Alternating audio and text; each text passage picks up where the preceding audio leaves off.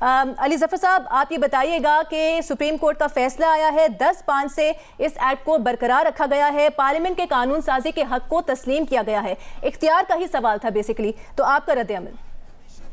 جی دیکھیں, ایکسپیکٹڈ تھا, یہی لگتا تھا کیونکہ اس کی لائیو نشریات ہو رہی تھی اس کیس کی, تو یہ تو سامنے نظر آ رہا تھا کہ میجورٹی فیصلہ کرے گی کہ اس کو یہ درست ہے قانون. یہ قانون بیسکلی اگر آپ اس کو میرٹس پہ دیکھیں تو اس میں کوئی شک نہیں کہ اس طرح کا قانون ہونا چاہیے جس کے اندر اپیل بھی جائز ہے, جو اپیل دینی چاہیے, وکیل کا حق ہونا چاہیے. اسی طرح سپریم کورٹ کے چیف جسٹس کے پاس جو اختیارات ہیں وہ اگر شیئر کر لیں ان کو اپنے 2 کولیگز کے ساتھ, سینئر کولیگز کے ساتھ, تو اس میں بھی کوئی کسی کو نہیں ہونا چاہیے اس سے اعتراض. تو اس لحاظ سے قانون درست تھا, لیکن میرا خیال ہے جو بحث ہو رہی تھی زیادہ تر وہ یہ تھی کہ یہ قانون کس طرح نافذ کیا گیا, کیا یہ آئینی ترمیم کے ساتھ ہونا چاہیے تھا یا یہ عام قانون کے ذریعے بھی ایسی امینڈمنٹ ہو سکتی ہے, ایسا قانون بن سکتا ہے. تو اب فیصلہ آ گیا ہے, اس سے 2-3 چیزیں بڑی ظاہر ہو گئیں. نمبر 1 کہ سب سے بالا تر آئین ہے. نمبر 2 آئین کی تشریح کرنا سپریم کورٹ کا کام ہے. نمبر 3 آئین کے اندر رہتے ہوئے, آئین کے تقاضے پورے کرتے ہوئے اگر پارلیمنٹ قانون بناتا ہے تو وہ سپریم کورٹ اس پہ امپلیمنٹ کرنے کا پابند ہے, چاہے وہ قانون سپریم کورٹ کے اپنے پریکٹس اینڈ پروسیجر کے بارے میں کیوں نہ ہو. اور چوتھی چیز یہ کہ الٹیمیٹلی اگر یہ پارلیمنٹ ایک قانون ایسا پاس کرتا ہے جو کہ آئین کے خلاف ہے تو سپریم کورٹ کے پاس حق ہے کہ اس قانون کو وہ ختم کر دے. اس لحاظ سے ججمنٹ درست ہے, میرا خیال ہے اچھی ججمنٹ ہے. آپ اسے ویلکم کرتے ہیں, آپ اسے ویلکم کرتے ہیں. سید علی ظفر صاحب ہمارے ساتھ موجود ہیں, ماہر قانون. اسی دوران بیرسٹر علی ظفر صاحب کی جانب آئیں گے. بیرسٹر صاحب یہ سمجھائیے گا, اب تو فیصلہ آ چکا ہے, جو ایکٹ ہے وہ کیا کہتا ہے کہ اگر 184(3) کے تحت کوئی فیصلہ سنایا گیا, اب اس کے خلاف جب اپیل کی جاتی ہے تو کیا اس سے بڑا ایک بینچ سنے گا اس فیصلے کو, اس اپیل کو؟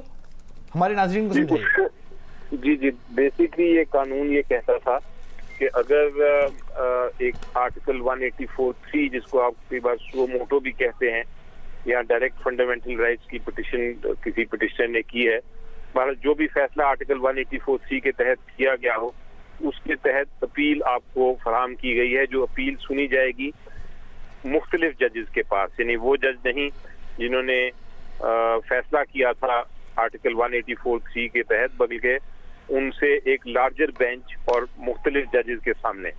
تو یہ ایک جس طرح میں نے کہا کہ ایک اچھا قانون تھا یا ہے, جس کے اندر آپ کے پاس ایک پراپر رائٹ آف اپیل ہے, یعنی جس طرح ایک الگ سی آپ بینچ کے سامنے دوبارہ سے بحث کر سکیں گے اور آپ بتا سکیں گے کہ یہ جو فیصلہ ہوا تھا اس سے پہلے اس میں کیا خرابیاں ہیں. تو یہ پوزیشن تھی, اس کو اپہولڈ کیا گیا ہے.